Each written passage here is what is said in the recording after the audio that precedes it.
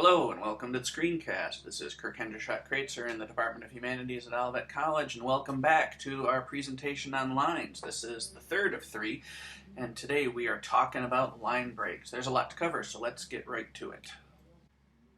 So what is a line break? Break is the element of a line that's not a word. There isn't actually a word at the line break. Line breaks are, in fact, a whole other thing. But what they aren't is empty spaces. They're effects. They're deliberately put where they're put for a very deliberate effect. They are not accidental. Best way to think of them, I think, is in musical terms as rests. They're integral to the whole composition.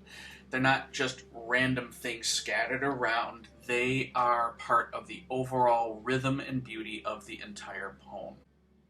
There are two basic kinds. There are lots of different kinds of line breaks, but the two basic kinds you can talk about. And the first and most common one, the one that you are probably most familiar with, is an end-stopped line.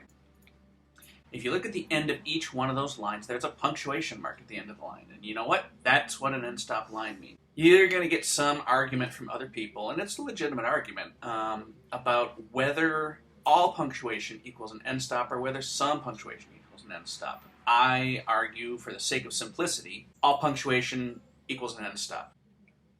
The other type of line you can talk about breaking is an enjambed line, and it's basically the opposite of an end stop. Enjambed lines have no punctuation at the end. The sense of the line rolls over from one line to the next. You can say the same thing about the second and third lines from Levertov, no driving slow in the glass bubble, but mild September. That clearly is a sentence that's going on there, and the sentence rolls from line 2 to line 3. But it's a slightly different rolling than you get with a comma, which indicates a pause. There's a syntactical separation there that you don't get when there is no comma. It's a slightly subtly different effect, but what it does is it slingshots you down to the next line rather than having that little extra hesitation. Here are some examples of line breaks, given what we've been talking about. Based on what you have been told so far, you know that those are end-stop lines. It's because they have punctuation at the end of them.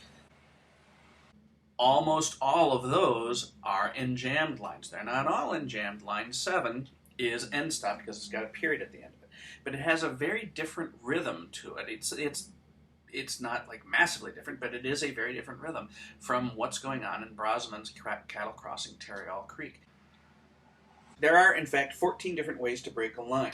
End stop and enjamming are just 2 of them. So aside from end stopped and enjambed lines, the most common way to think of breaks is at or inside a syntactical unit. Syntax is how words are put together to form phrases, clauses, or sentences.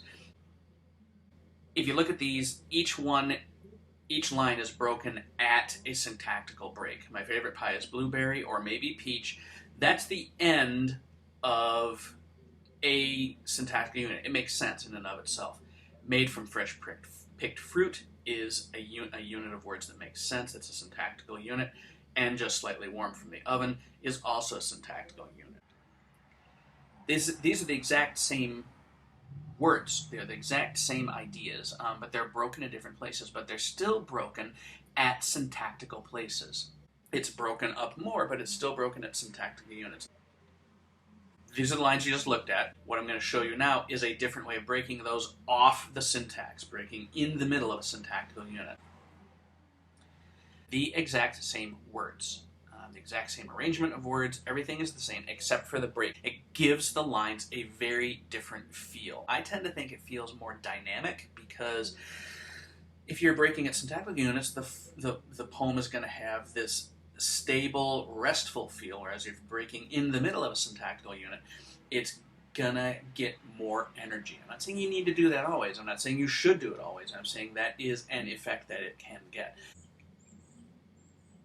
What we have here are 2 enjambed lines and 2 end-stop lines. Lines 1 and 2 are enjambed, lines 3 and 4 are end-stopped. Line 1 is breaking in the middle of a syntactical unit, as is line 2. You wouldn't normally put a pause between made and this if you were writing this out as a sentence. You wouldn't write wood strips cross purpose in the last made this nursery of interstices And the same thing is happening a little bit with place, because normally your relative pronoun, that, would follow right after place. I mean, it does follow right after it, according to the line break, the enjambment, but normally you wouldn't separate those. You would write a place that's softened, and then you'd probably want to break it at the comma with then admitted. And then shade is obviously, sun with shade is obviously a little syntactical unit. Baffled the wind and rain, broke open space. These are more syntactical breaks. So you can combine them in a poem. You don't have to have just one type. You can combine them in different ways for different purposes. Obviously, you're looking at something else going on here, which is another way you can think about rhyme. This is another one of the 14 kinds of line break. You can break at the rhyme. And sometimes if you're breaking at the rhyme, end, stop, and enjambment and syntactical units don't matter anymore. A lot of people like to have rhyming poems, particularly end rhymes like these. It's an A-B rhyme scheme. Sometimes people like to have their end rhymes coincide with end stops and syntactical breaks, breaking at a unit of syntax. This gives a poem a very stable, locked-in feel that might not always be the best thing given the content you're working at. This poem is having its end rhymes. It's pure end rhyme. Sometimes with end stops, sometimes not, sometimes with syntactical units, sometimes not, which gives it a much more dynamic and invigorating feel. It makes it a much more challenging poem, to be perfectly honest. Okay. So what we're going to do is I'm going to go through that again in a little more detail, breaking it down so you can hear what's going on. Okay. Wood strips, cross purpose into lattice, made. That is an enjambed line. There is no punctuation at the end of the line. And it is broken in the middle of a syntactical unit, because you're looking at that thinking, made? Made what? Well, it made this nursery of interstices. Then you get a dash, which indicates, okay, now I'm going to explain a little bit more. A place, another enjambed line. What kind of place? So you're wondering a little bit about that. That is creating a slingshotty effect down to the next line. That's softened, then admitted, sun with shade. Now you have an end stop, so the line is a little more stable, a little more rested. Baffled the wind and rain, broke open space. And a hard end stop with the period, which basically ends the entire sentence. That last line, in and of itself, baffled the wind and rain, broke open space, makes sense, but if you look at it, it doesn't make sense until you look back at that in line 3, a place that baffled the wind and rain, broke open space. It's just a series of modifications that's going on here. Okay. So what does all this get us? You're getting a little bit of line theory here. Yay, I know you're thinking. Whoopee, line theory. Hey, line theory is good. You're going to love it. Readers pay a bit more attention to words at the beginning and at the end of a line. We know this from studying the way people read. People will actually, when they're reading sentences, if they're reading prose, trained, experienced readers, good, effective readers, don't read all of every word, and they don't consciously read every word in a sentence. They read the beginning letters and the end letters of a word, and based on context, they generally know what that word is, and they do the same thing with sentences. This is why you have proofreading problems when you're proofreading your own stuff, is you know what you wrote, and you're in a hurry, and your eye just kind of skips along, and it misses things, particularly in the middle of sentences, in the middle of words. That's why when you're looking at something, how could I possibly have missed that? Well, you missed it because you weren't reading all of every word. Same thing applies to poetry. Readers pay a bit more attention to words at the beginning, at the end of a line, so you want to think about your beginning words and your end words because readers are going to land on those. Here's an example from what we've been looking at. I've highlighted them so you can see them. Wood made this place, that shade baffled space. Obviously, the rhymes are sticking out, but actually, if you look at the first 2 lines, it really becomes clear. Wood made this place. That actually makes sense as a phrase. Wood made this place. That shade baffled space actually also kind of makes sense because shade, in a way, does baffle space. Because if you're standing in space and it's kind of that weird mix of shade and shadow, sometimes you get that little vertigo-y effect, or at least I do anyway. Ball players particularly think about this. If you're out in a sunny field and all of a sudden you run into deep shade while you're trying to catch a fly ball or a pass or something like that, man, that can cause you all kind of difficulties. Or think about times when you have walked from bright sunlight into deep shade or from deep shade into bright sunlight, you have that weird effect of all of a sudden you can't see what's going on. So that shade baffles space. Okay. Each line should be a structural unit that can exist on its own in a meaningful way. Here's an example of that. Wood strips cross-purpose into lath made. Now that doesn't seem like it makes sense as a unit, but if you think about it, wood strips are made and they're cross-purposed into lattice. There's syntactical inversion going on here, but that makes sense. Wood strips made, cross-purposed into lattice. As a unit, that makes sense. It doesn't make sense entirely, but it does hang together. This nursery of interstices, a place. Again, it's inverted syntactically, but you can see a place, so this nursery of interstices. Those, again, make a unit that makes sense on its own. That softened, then admitted, sun with shade. It makes more sense in context of the lines that come before it, but this line hangs together as a line in and of itself. Baffled the wind and rain, broke open space. What's keeping that fourth line together particularly is the two verbs, baffled and broke. They're clearly talking to each other, they're cooperating with each other, they're both activating the same idea, which is space.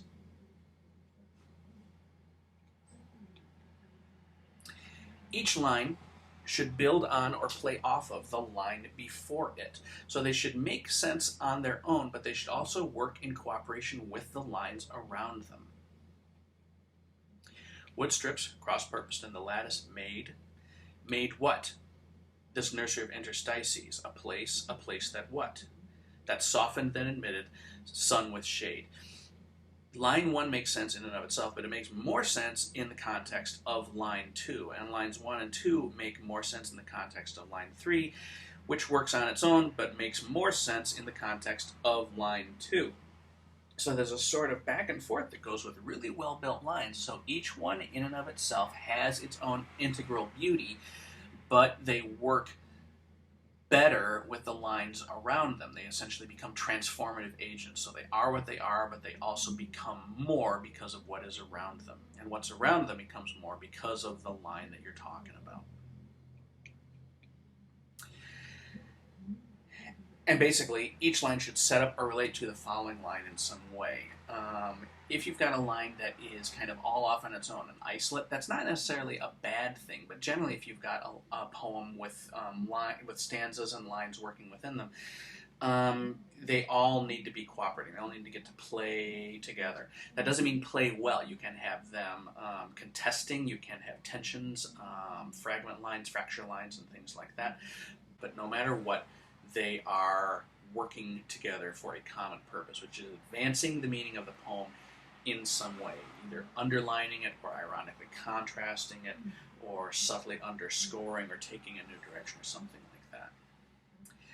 That concludes our presentations on the features of line, the length, weight, rate, rhythm, and break of a line. I hope you found this useful. I hope you find that you can do some new things with your lines in your poems that you hadn't thought of before. At least try some new things with your lines in your poems, because as I said in the first part of my part 1 of this presentation, lines for me are the thing that distinguishes poetry from all the other written art forms. Play with your lines more. We'll do this in class. We will have lots of experiments you can do about creating lines and tensions and fiddling around with your breaks and things like that. Partly so you'll learn new techniques, new possibilities, but also so you find out what your home style is, what you like to do, where you live with your lines, so that you have a better understanding of your natural rhythms, so that you can play those to your advantage, as well as play off them when it's necessary and appropriate. This has been Hendershott-Kraetzer from the Humanities Department of Olivet College talking about lines and poetry. Thanks very much for your kind attention. Look forward to seeing you next time.